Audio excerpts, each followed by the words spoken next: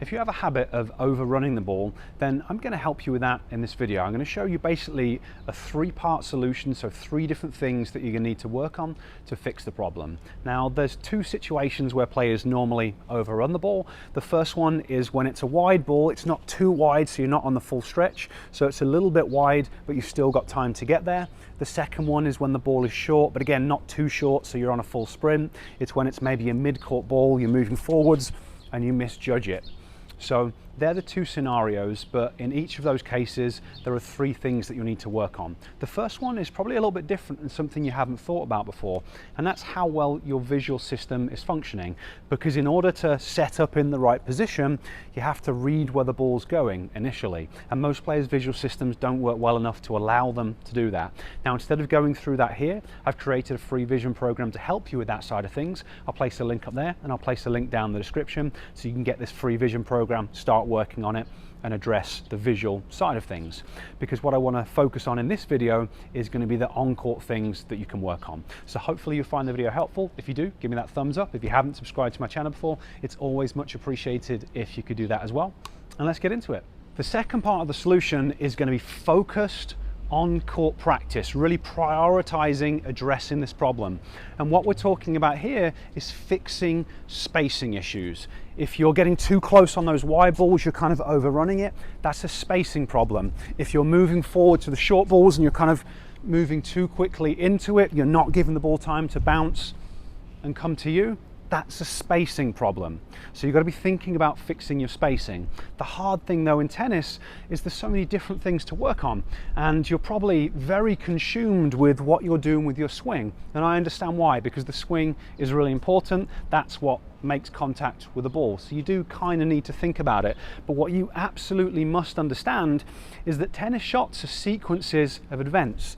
The hardest thing, or the first thing, you have to prepare and set up in the right position. If you're not in the right position for your shot and you're not prepared in time, the chances of hitting a good clean shot go down dramatically. So you always have to fix the preparation first. Whatever problem you've got with your preparation, you've got to fix that first before worrying about the other stuff. It might seem laborious, but this is the way it works if you really want to become a better player. So you've got to prioritize fixing the spacing issue, and that means focusing on it. So when you're practicing, hopefully you're landing just after your opponent makes contact, you're watching the ball, you're trying to read where it's going quickly, and as the ball is traveling, you're thinking about it. You're moving towards the ball thinking, how far away from this ball do I need to be? When do I need to stop in order to not overrun this shot? Or if it's a short ball, okay, it's a short ball, what's the bounce of the ball going to do? How quickly is that ball traveling? When do I need to stop in order to hit this shot and make good contact with the ball? You actually have to consciously think through this, and that is going to take a lot of energy. Our brains can only focus on so many things at once, so if you're consumed with your swing, you're just going to be left spinning your wheels, because there's going to be no bandwidth left over for the spacing side of things. And because the spacing comes first, you have to focus on that. You have to fix that problem first, and then once that's fixed, it's going to address a lot of the problems that you've got anyway with the swing, but you have to do this part first. Now, obviously the visual side of things is hugely important. That's why I talked about the vision first, because if you can't judge distance and depth, you're never going to be able to get there. So you've got to practice the visual stuff, train that, and do the focused on-court practice, and they're going to be kind of the first two parts that you need to address. The third thing that you're going to need to work on if you want to stop overrunning the ball and if you want to fix spacing problems is going to be your footwork. Obviously visually, your visual system has to function well enough. Then you have to focus on kind of consciously thinking about it during your practice. You have to think about, you know, the ball's coming across me, how far away do I need to stop? But then you have to have the appropriate footwork patterns to make the adjustments to fix the spacing issue. And you need to practice it without the ball first. High-level juniors do footwork. Professional players always work on footwork. You see countless videos of them doing it. But for some reason, it's really hard to get adult tennis players to engage with this process and actually dedicate time to doing footwork practice. But you've got to understand, if you want better footwork, you need to do it without the ball first. Could be on court like I am here, could be in your front room, could be anywhere, but you've just got to get enough repetitions for it to become habit.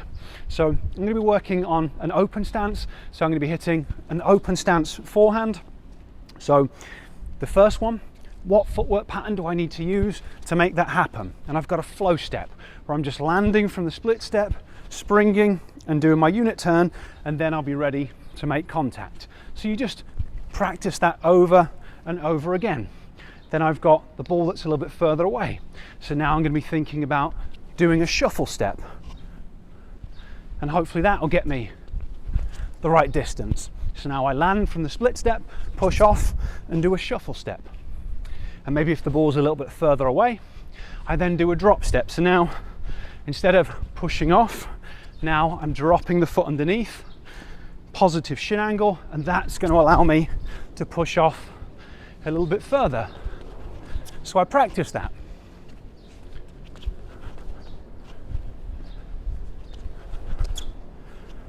And you just work on these footwork patterns until they're a habit. And by developing the habit of good footwork, training the visual system, and consciously thinking about it during your practice, the three of them together are going to help to fix the problem. And then it's going to be exactly the same process with the slightly shorter balls, but obviously the way that you think about it's a little bit different. The challenge with the wide ball is that it's coming across you and you have to kind of calculate what that means. Okay, where do I think it's going to go, and how far away do I think I'm going to have to be? With these shorter balls, often they catch players by surprise because the ball's coming towards you. You know that you need to move forwards and you kind of miscalculate things. So you have to kind of think through the process. Obviously, as the visual system improves, that's going to help things, but you still have to program in the footwork patterns. So if the ball's a little bit closer, what does that mean in terms of the footwork? So here, I'm just doing a little shuffle step, taking it from a neutral stance. So just practice it, get familiar with how do I get to this position. Or maybe the ball's a little bit higher, so I still have to get into there, but I want to set up in a semi-open or an open stance. So what does the footwork pattern look like to make that happen? If the ball is further in front, now maybe one shuffle step doesn't do it. Now maybe I've got to step across, I've got to do a crossover step and then a shuffle step.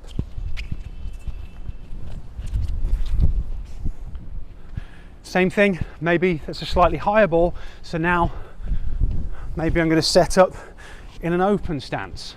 Remembering that when you're hitting from a neutral stance and the ball's lower, you're going to be a little bit closer. When you're hitting from an open stance and the ball's higher, you're going to be a little bit further away. So you have to think through this stuff and you have to practice the footwork patterns.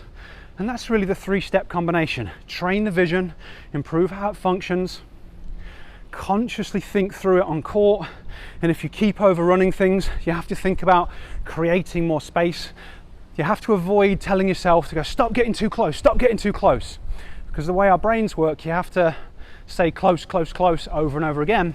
So you have to process that first.